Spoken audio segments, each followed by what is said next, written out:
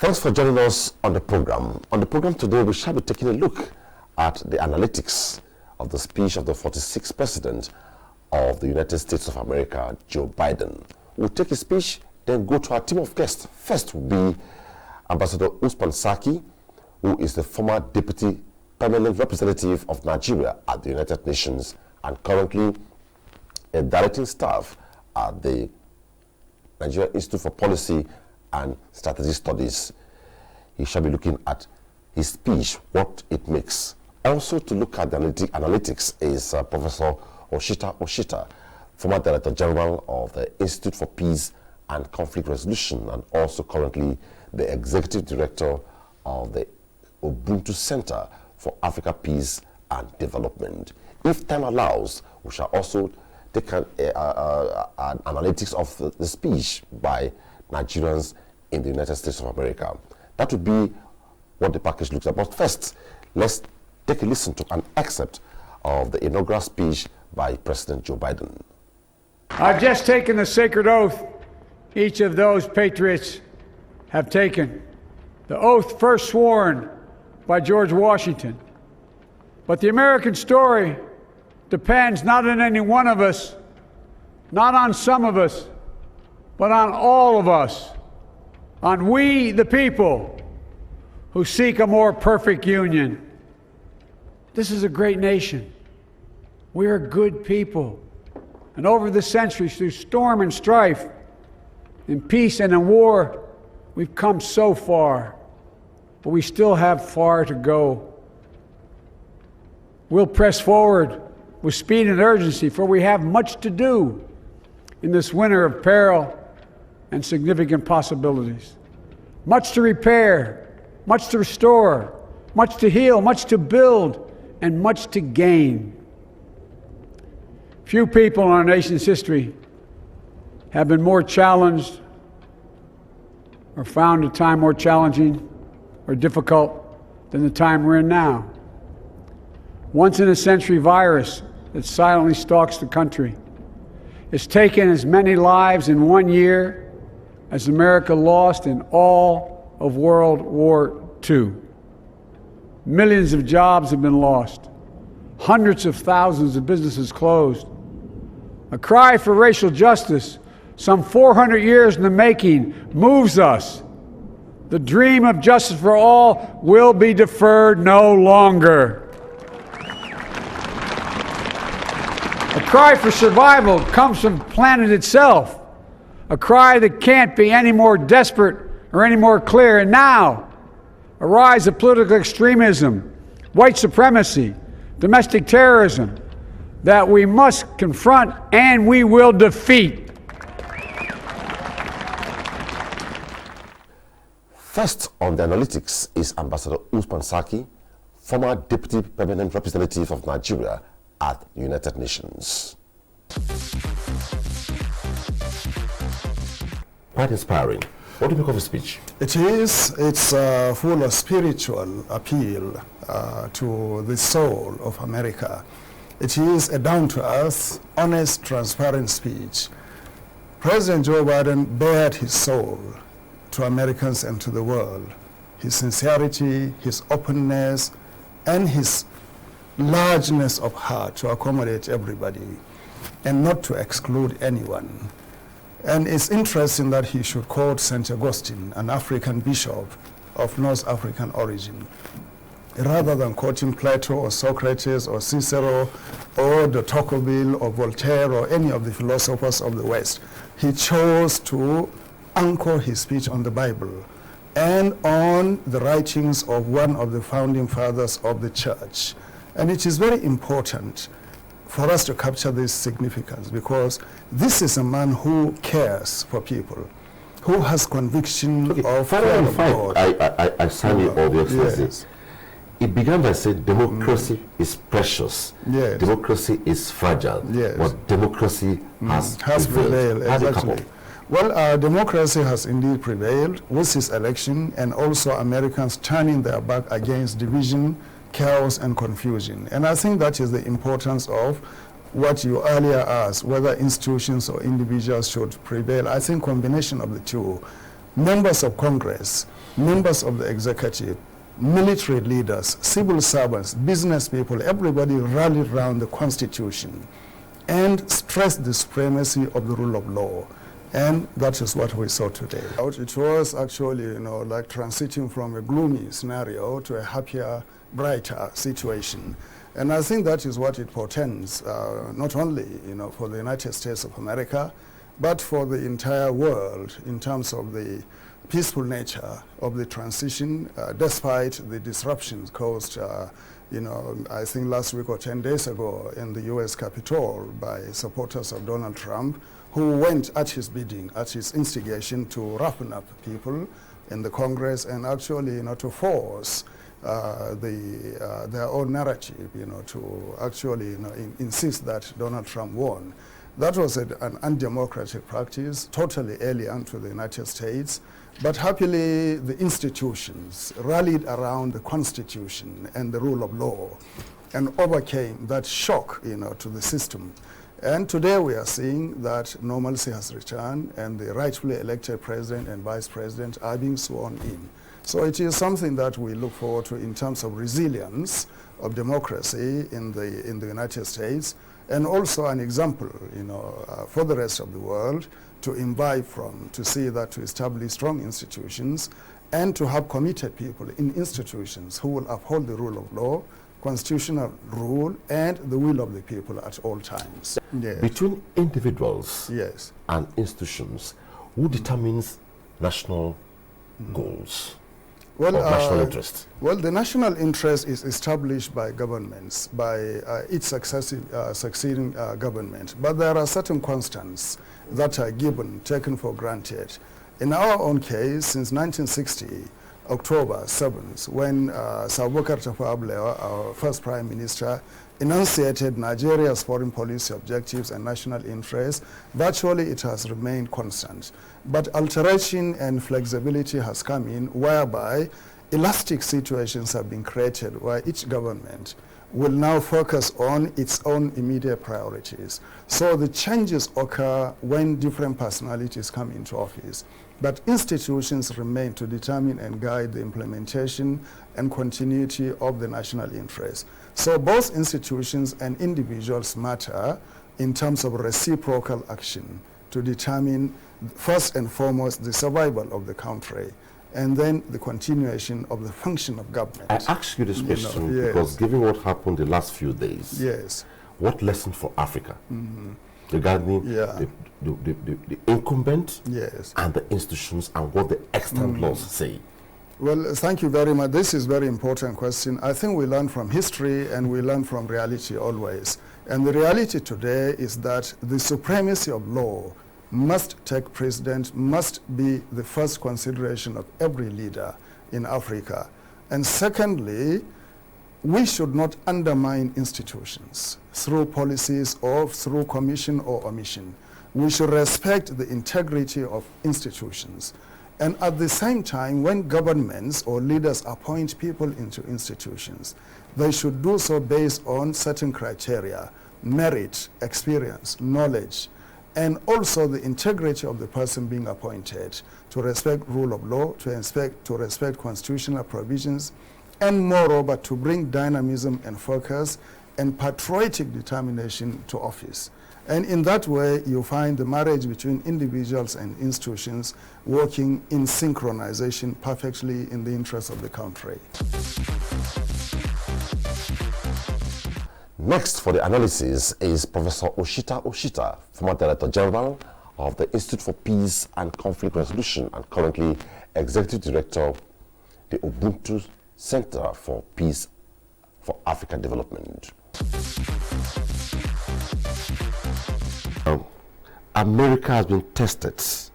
The American story depends on all. Yeah, good, powerful statement by President Joe Biden. We can see from the speech he has just given that he's very ready to repair America. And he said it passionately in a way that, for some time now we have not heard from America. So I think it is only normal that we expect the best from Joe Biden, because actually America is broken as never before. And from this speech, the healing process has started, because he has said that he will be president for all, those who voted for him and those who did not vote for him.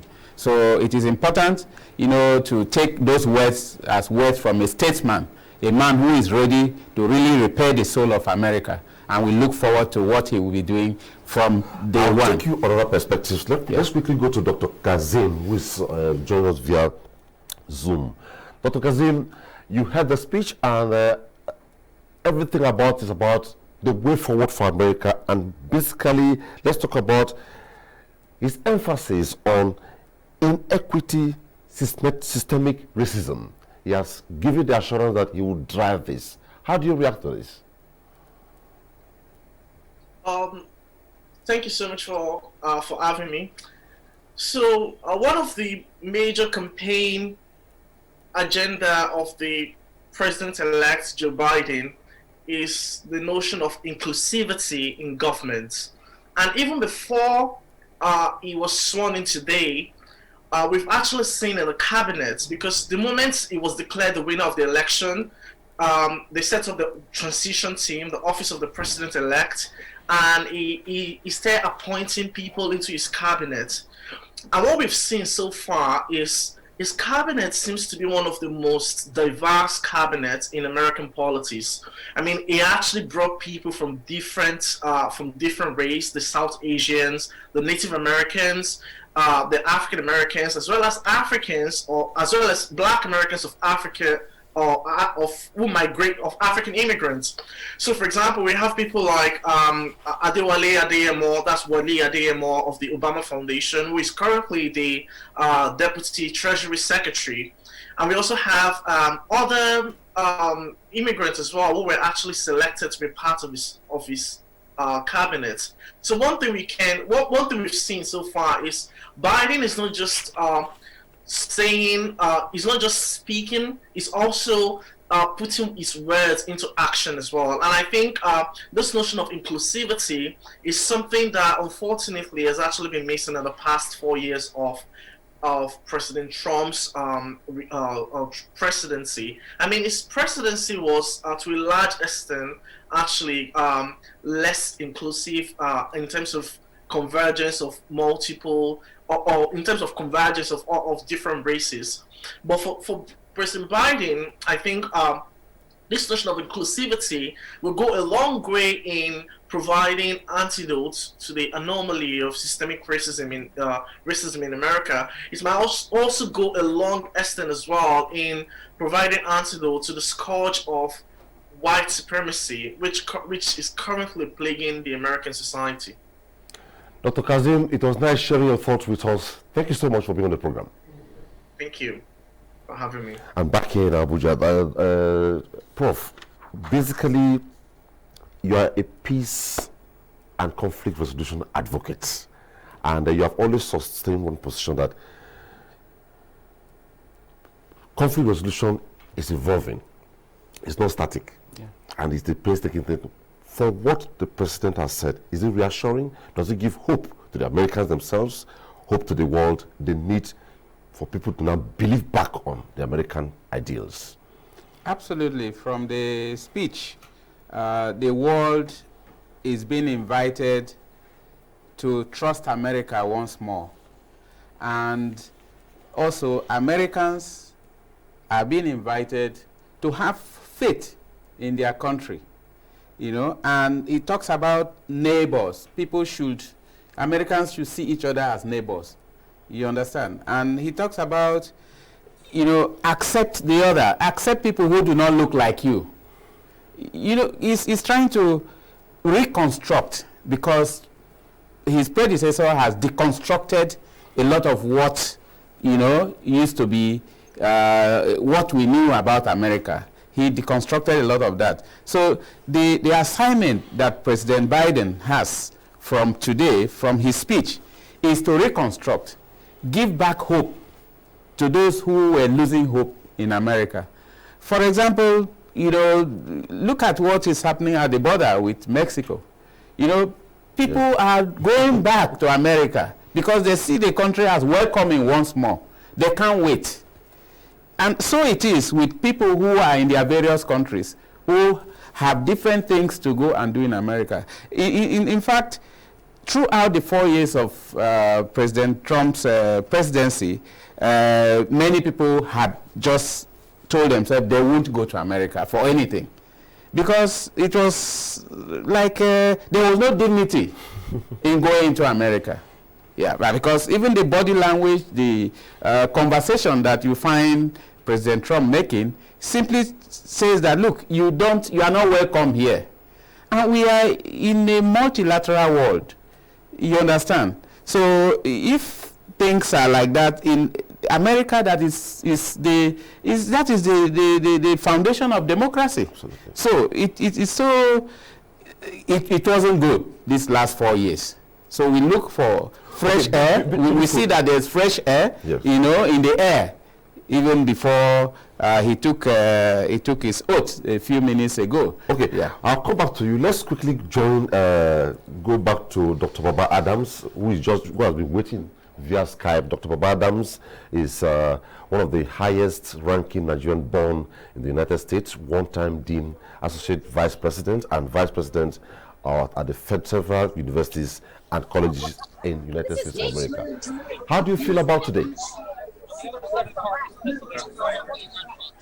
Thank you for having me. Can you hear me, sir? We can hear you. Go ahead. How do you feel about today? Okay, wonderful. Well, thank you for having me. It's a great day for democracy in America. President Joe Biden is just sworn in.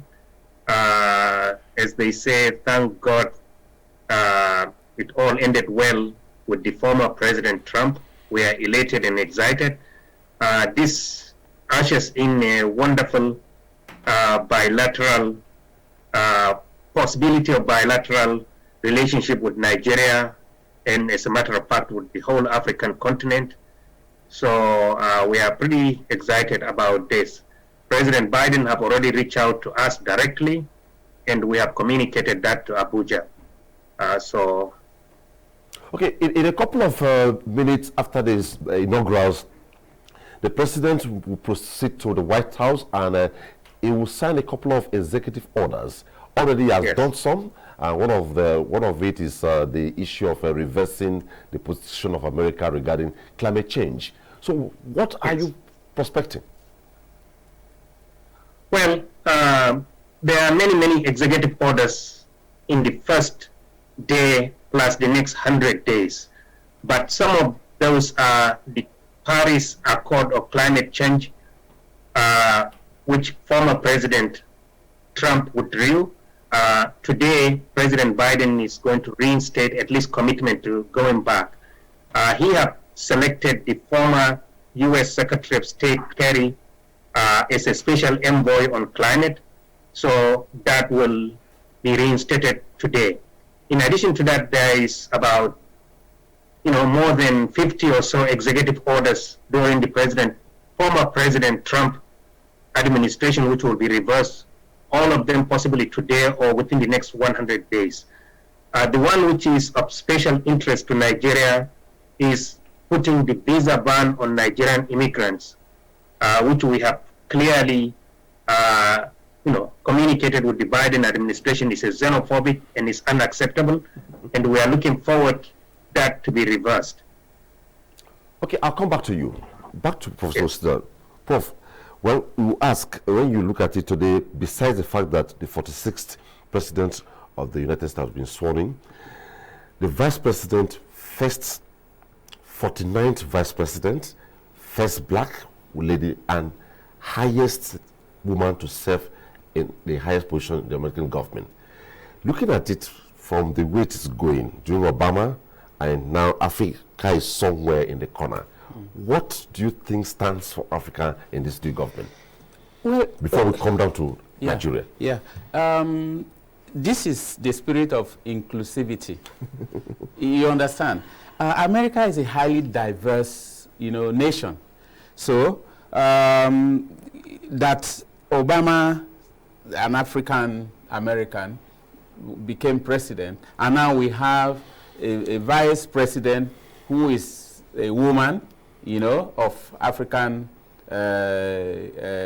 Caribbean descent, is also, you know, a sign that, especially the Democrats are more inclusive than the Republicans, because that is what it shows from the way things have been going in the country, in the politics. So it means that we look forward to, you know, more opening up, you know, more inclusivity, and more, you know, the diversity that recognizes non-white populations.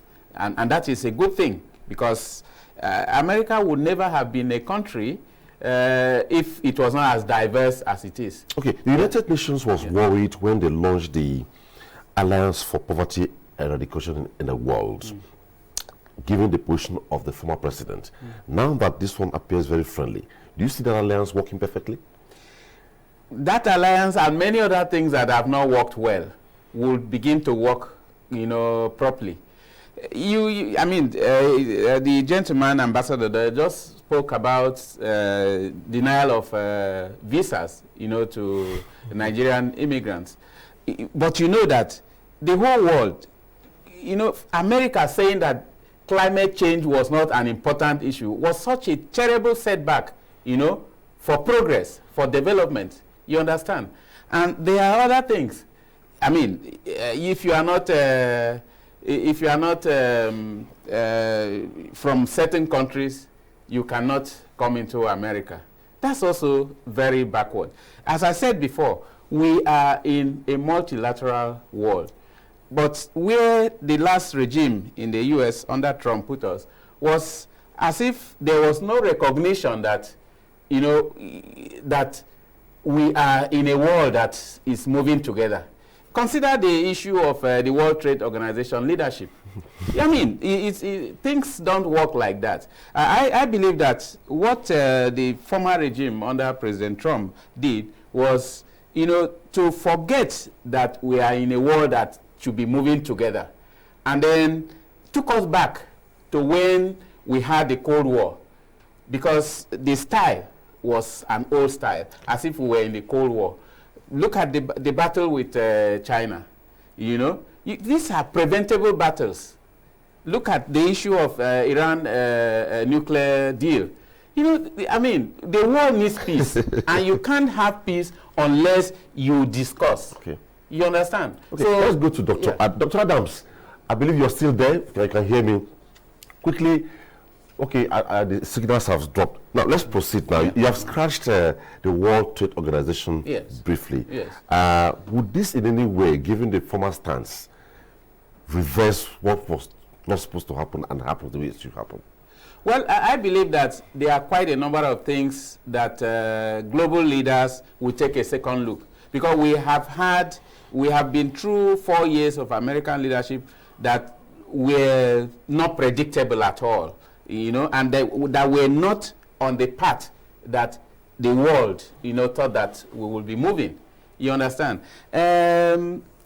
America could have acted like a bully under the Cold War era, but not, you know, in the post-Cold War era, where we are not just talking about multilateralism, but we also have, we have decentralized power.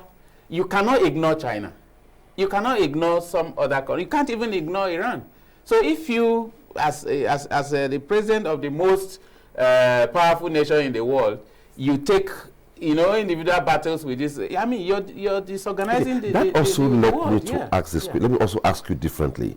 With what happened in the United States of America, what lesson for Africa, African leaders, African institutions? Now the question is, who determines national interest? Is it an individual or institutions? No, that is a big lesson that we all must learn. If it wasn't for the resilience of American institutions, today would not have been there. Joe Biden would not have been president. You understand? So that again tells us that we must empower our institutions. You understand? So I believe that this is a big lesson when we fail to build institutions, when we fail to give institutions their own lives, then we are heading in a way that we cannot have a sustainable, sustainable development. We can't have sustainable development in the context of individuals being, because what Trump was doing was to take the power of institutions. Well, that's the size of the package today on the program. We told you at the beginning, today we take a focus at the analysis of the inaugural speech by President Joe Biden, the 46th President of the United States of America. Thanks for watching.